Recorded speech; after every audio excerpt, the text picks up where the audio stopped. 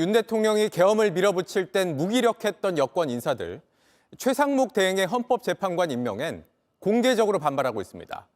이걸 놓고 이창용 한국은행 총재가 작심한 듯 이렇게 비판했습니다. 최 대행이 임명을 안 했다면 우리 경제가 어떻게 됐을지 답을 해보라는 겁니다. 김민 기자입니다. 이창용 한국은행 총재는 오늘 열린 시무식에서 작심한 듯 최상목 대통령 권한대행을 향한 지지 발언을 쏟아냈습니다. 정치적 이해관계에 따라 평가는 다르겠지만 최상목 권한대행께서 지난 화요일 대외 신뢰도 하락과 국정 공백 상황을 막기 위해 어렵지만 불가피한 결정을 하셨습니다. 최 권한대행이 헌법재판관 후보자 3명 가운데 2명을 임명한 걸 언급한 겁니다.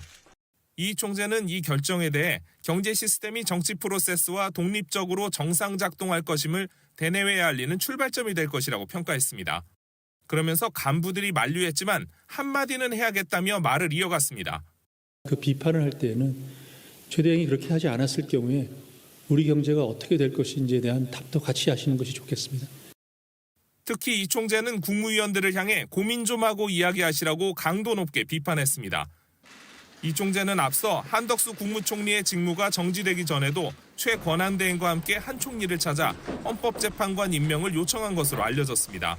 제주항공 여객기 참사 당시 최 권한대행이 중대본부장 역할까지 맡았을 땐 경제수장들이 모이는 이른바 F4 회의를 직접 주재하기도 했습니다.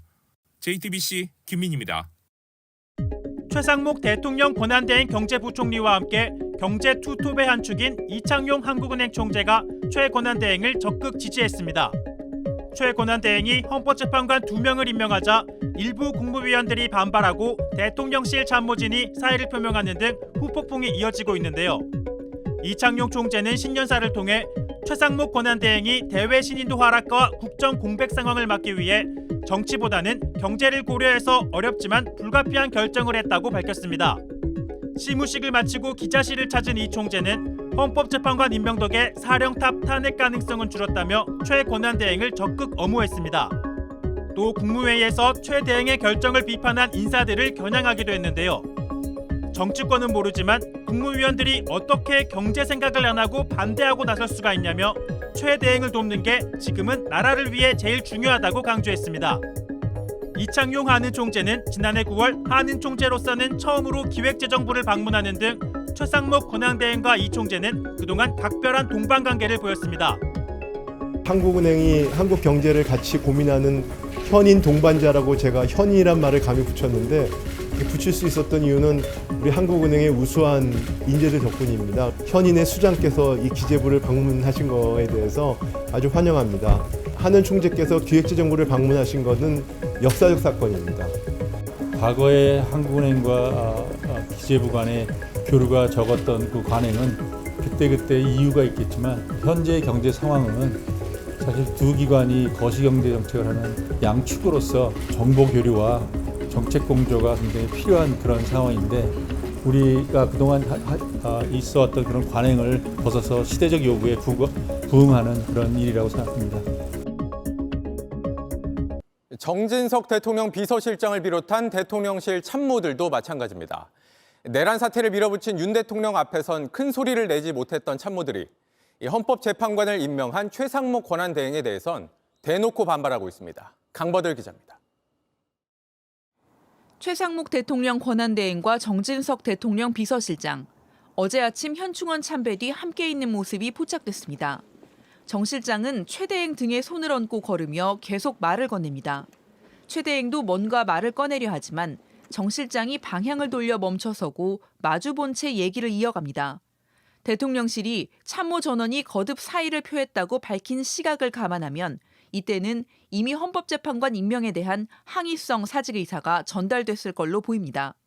대통령실 고위 관계자 명의로 대행의 대행이 마땅히 자제돼야 할 권한의 범위를 넘어선 것에 매우 유감이란 메시지도 나온 다음입니다.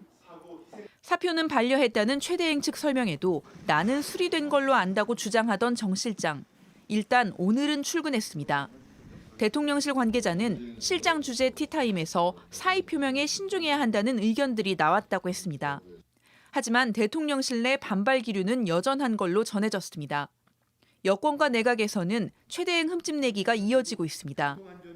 홍준표 대구시장은 최대행이 헌법재판관을 임명한 걸 대통령 놀이라고 하며 일개 장관에게 임명장을 받는 헌법재판관이라고 조롱했습니다. 앞서 최대행이 임명 결정을 밝힌 국무회의에서도 고성이 이어졌습니다. 최대행과 함께 계엄 선포에 명시적으로 반대했던 조태열 외교부 장관이 대행은 책임지는 자리에서 책임을 지는 것이라며 권한을 인정해야 한다는 취지의 말을 했지만 복수의 국무위원들은 끝까지 자격을 문제 삼았습니다. JTBC 강버들입니다. 12.3 내란 사태 등으로 늦어진 올해 경제정책 방향도 발표됐는데 모든 지표에 빨간불이 켜진 걸로 나타났습니다. 특히 올해 성장률 전망이 이례적으로 1%대로 추락하면서 추가 경정 예산 가능성도 커지고 있습니다. 박준우 기자입니다. 정부가 올해 경제 성장률 전망치를 1.8%로 제시했습니다.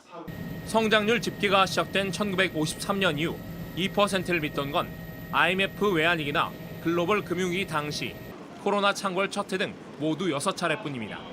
한국은행, IMF 같은 주요 기관 전망치보다도 낮은 겁니다.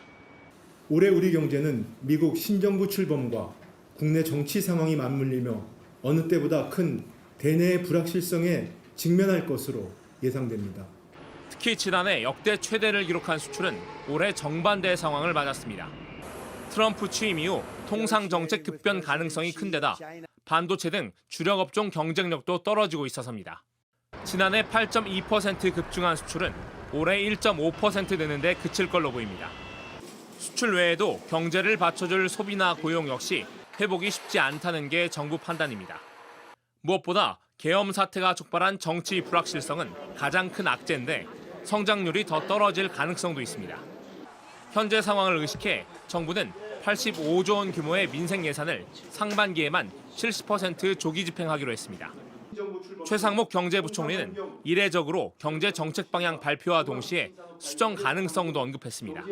미국 신정부 정책 전개 양상, 민생 경제 상황 등 경제 여건 전반을 1분기 중 재점검하고 필요시 추가 경기 보강 방안을 강구하겠습니다.